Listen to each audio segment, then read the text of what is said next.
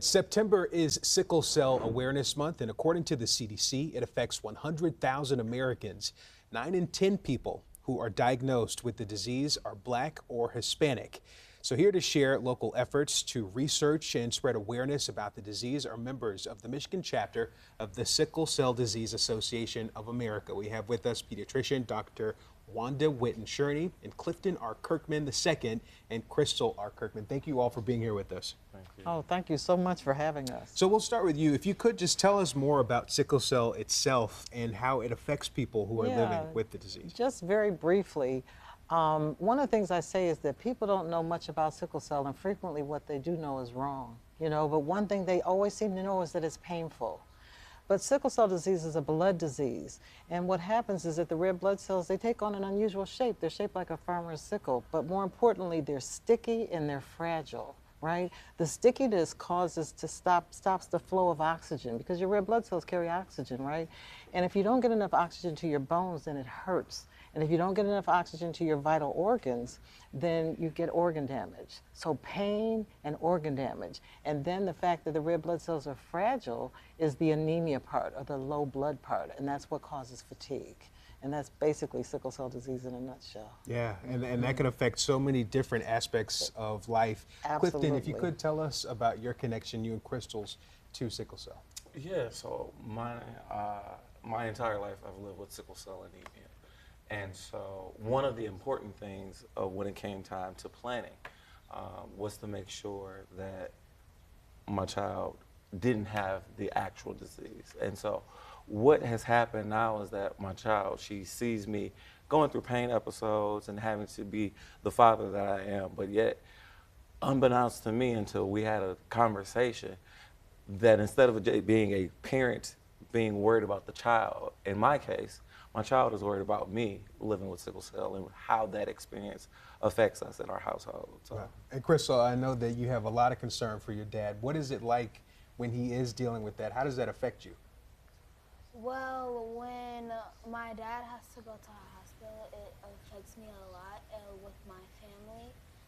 I witnessed him going to the hospital for the first time at 7 years old, and it did scare me a lot. The last time when he went to the hospital a couple months ago, I was also scared, but I knew that he was going to be okay because I experienced this before. Yeah, and Clifton, beyond just the physical things that you're already dealing with, knowing how this is affecting her, I'd imagine that that adds even more to what you're already having on your plate. Absolutely, but it adds more, but one of the biggest things when you deal with sickle cell as an everyday life factor, right, is to allow your child to see you go through it, but allow your child to see the success. So when I'm well, I'm well. We hang out, we do what we need, what typical dads and fathers and daughters do. But having her know the importance of what sickle cell is and being involved is there. I mean, she'll be at the walk tomorrow. She's been at the walk for the past couple of years. So it becomes a family thing. And with that support, it matters. It makes that difference of, hey, when I'm really down, I have someone there that can help me. Yeah, it absolutely matters. And let's talk about the walk, Dr. Whitten-Shurney, that is happening very soon. How important is it to have events like that to bring awareness? Oh, it is so important. This is our 10th annual walk. I am so excited. The theme this year is walking into a brighter future, right? Because now we have a total of 4 disease-modifying medications for sickle cell disease. We have the potential with FDA approval of a genetic cure for sickle cell disease that we kind of still have to work out some of the details on, right? And we're really working on, in Michigan, having what I hope will be called the Charles F. Whitten Center of Excellence for Sickle Cell Disease, so that adults living with sickle cell disease can get the same kind of multidisciplinary care that children get at Children's Hospital. So it's going to be at Henry Ford Hospital. I'm really excited about it.